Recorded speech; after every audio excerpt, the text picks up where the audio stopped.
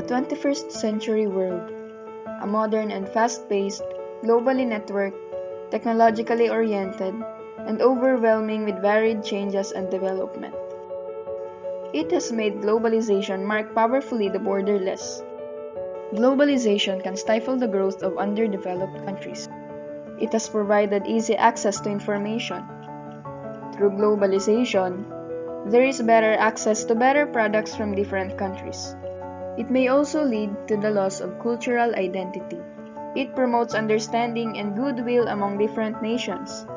It brought Walden Bello into writing the virtues of deglobalization.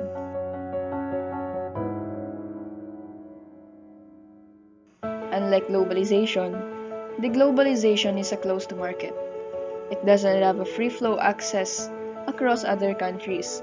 Deglobalization has a negative approach to most of the people, for it is considered as an economic collapse. Deglobalization can be a start of the rise of an individual country's cultural identities.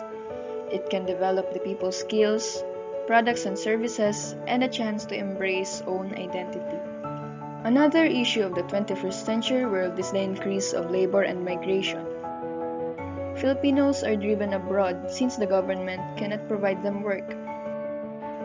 The migration of Filipinos abroad is a product of extreme poverty and joblessness in the country. One of the reasons why they go abroad is because the income is higher. They are tempted to migrate even if it is hard to be away from their family. More than 2,000 migrant Filipinos leave the country each day, and approximately one-third of these are composed of unskilled workers. They can be found in 182 countries worldwide. OFWs are hailed as new economic heroes. That is why Filipinos are considered as good workers. The abuses and exploitation they experience in their place of work are prevalent.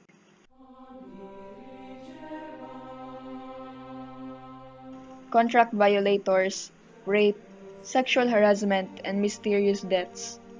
The anguish and ordeal of migrant Filipinos continue.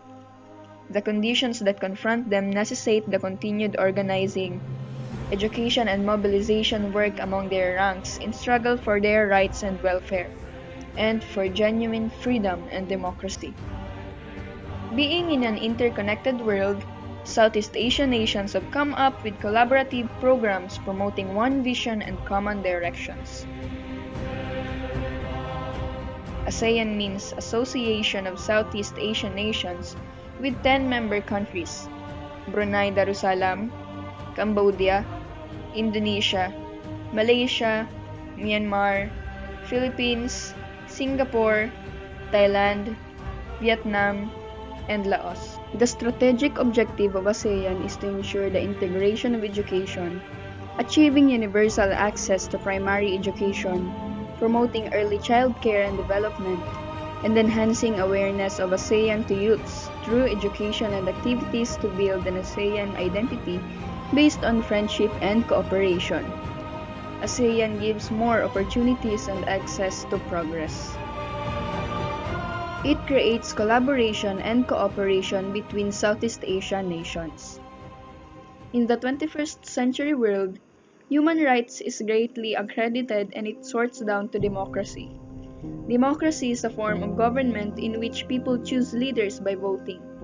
A country is democratic if every one of its citizens is treated equally and has equal rights.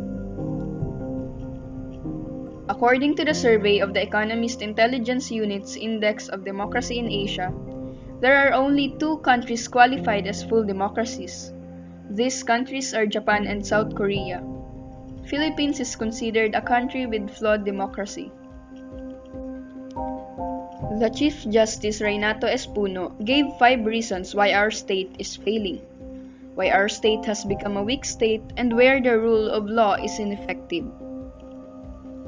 The first one is the historical cause, our colonial past. Our experiences with the countries who colonized us is worse and unmitigated disaster. Majority of the people suffered from the dense ignorance, an archipelago with ethnic fissures.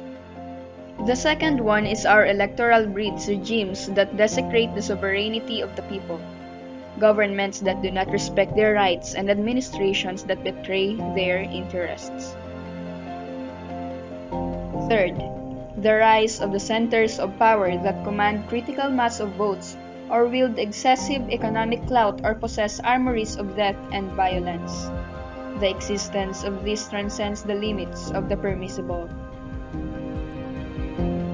Fourth, incessant internal strife due to wars, insurrections, and rebellions. Last, inability to resist foreign invention. A state mined in poverty is easy to prey to foreign countries with contrary interest.